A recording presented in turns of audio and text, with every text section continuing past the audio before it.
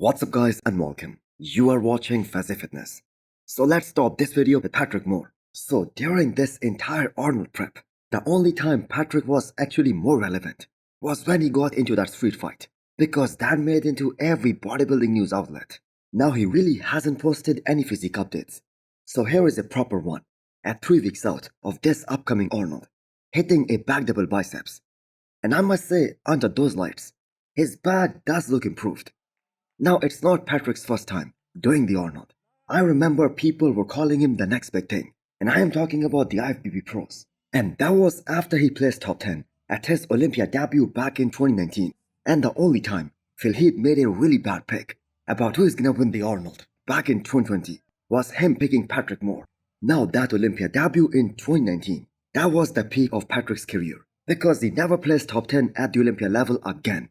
Now I'm pretty sure that although the size has been his biggest problem, but he never really brought that same level of conditioning ever again in his career. So last year at Europa Pro, he was pretty damn shredded, but he looked kind of small in that men's open lineup, and that is why he did not even make the first call out.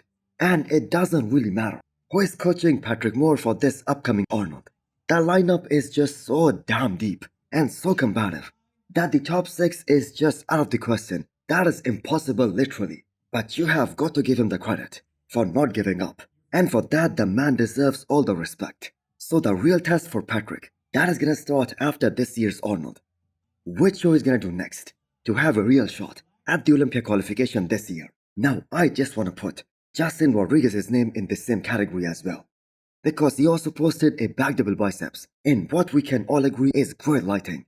But then again, this show, the top 5 in particular, they are gonna be just way too combative. I'm gonna go as far as saying top 6 or even top 7. And for a guy like Justin, that seems almost impossible. Now he had the worst year last year. In terms of placing wise in 2024, he placed 10th at the Legion Sports last year, which is just ridiculous. Now Justin's biggest mistake was chasing too much size, because the thing is he never really had a small waistline to begin with. And with him trying to get bigger and bigger with every passing year, that kind of ruined his waistline even more. And now the age factor also comes into play, as his quads are looking the same as they were a few years ago when he was in his prime. I mean, just take a look at his physique from the Arnold back in 2022. He was way more combative back then, but it is highly unlikely for him to bring that physique back now. So what do you guys think of the chances of Justin Rodriguez? Can him or Patrick Moore do something magical and get into that top 6? Or are both these guys gonna be the last place finishers at this upcoming Arnold? Guys, Mr. Olympia Signature Series is now live on hostel.com. Use the code FAZI10 to get 10% discount and click the arrow below to check out all the hostel products. Next up, we have an update of Jon DeRosa at 3 weeks out. Now at this point, 3 weeks out of the show, I am certain that Jon is gonna be the only guy who was advertised on the Arnold list as an official 2025 competitor. But he won't compete. Now no official announcements has been made, but no physique updates have been dropped either in the last few weeks. And Jon, based on his last Arnold placing, he would have been a real force here in this show because of his ability to get insanely shredded and bring that next level of conditioning. Now, not many people remember, but Jon was top 4 at last year's Arnold, and he got a chance to stand next to the likes of the Persian Wolf Hadi Choopan. And because of the similarity between both these guys in terms of height, the fans like their comparisons a lot. So that back double biceps is the money shot for Jon, because the man is just so complete top to bottom in that shot. He has immense detail in that pose. Now Jon won Tampa Pro last year, where he was able to beat a guy like Muhammad Fadal, and he went into the Olympia this year with the expectations of cracking top 10 for the very first time in his career. And let me tell you guys, it has been a really long career for Jon.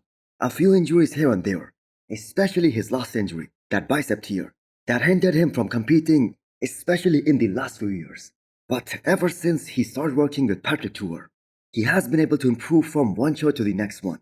Every single time we have seen him on the stage, he was better than the last time. And that is why I think he would have been a force at this upcoming Arnold.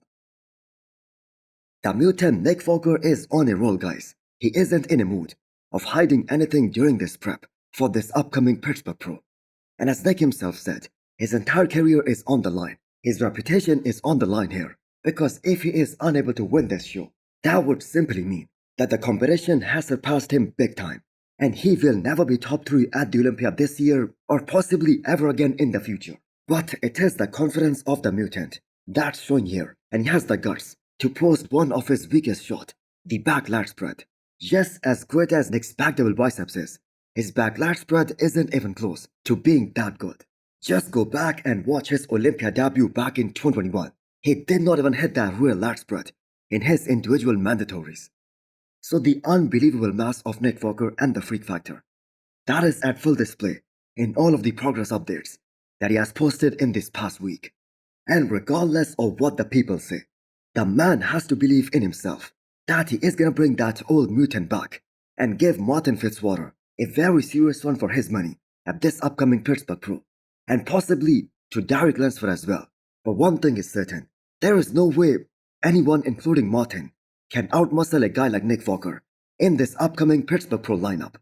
No one will have more thickness and density than Nick Walker, and that is a good thing, and that is Nick Walker's strength, and that is something he should stick to, because that is his only chance of beating Martin and all these other guys and win this upcoming Pittsburgh Pro. Guys, Gorilla Wear is offering a massive discount of up to 70% right now. Use the code Fazi10 to get 10% extra discount. Next up, we have a 14-week out physique update from Michael Krizo. So the road to his comeback after that shoulder surgery, that is well on his way. We know he's coming out of an off-season, but something about his waist and the obliques, they look kinda off. Now, Michael Krizo never had a small waistline to begin with, but hopefully as he diets down and gets more ripped and also gets closer to that contest-ready state, he will look much better. His overall flow will improve, especially in terms of his waistline. So that midsection of Krizo's, that is probably one of his biggest weakness, along with his back, especially his back width. And I must say, duplicating that same 7th place finish at the Olympia, which was Krizo's best to date, this year it is gonna be super hard for him, unless he somehow makes some drastic improvements, especially in his back. Because if that doesn't happen, the chances of him placing top 7 again, they are very little. Because Krizo spent the last few months recovering from that injury, he did not have a proper off-season. Maybe him and his new coach, they can work out a new plan. Because for those of you guys who do not know, Krizo is no longer working with Alexander. Although both these guys did achieve great things together when they were working as a team. So the first show for Michael Krizo after that shoulder surgery, that is gonna be a very tough one. Because it's the New York Pro. And that we all know is gonna have a crazy lineup. Now I'm pretty sure Krizo is gonna continue to compete until he gets his 3rd Pro win. And also he secures his Olympia spot for this upcoming Miss Olympia later this year. Now we can all agree, the man is a legit freak of nature. And not many people can claim that they won their first ever pro show. But Michael Krizo can. But do let me know what you guys think. Can he be top 7 at the Olympia this year? And also hit the thumbs up button if you liked the video. And smash the subscribe button if you wanna come back for more. Thanks for watching.